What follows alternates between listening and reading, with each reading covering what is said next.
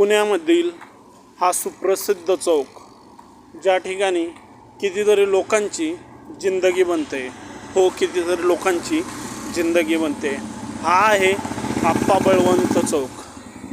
तुम्हाला माहीत असेल, महाराष्ट्राच्या कानाकोपऱ्यातून कितीतरी वाचक, कितीतरी रसिक ह्या ठिकाणी पुस्तक आणण्यासाठी, पुस्तक खरेदी करण्यासाठी येतात आणि ह्या ठिकाणीच लाखो, मी तर म्हणेल कोट्यावधी रुपयांची पुस्तकाची उलाढाल होते.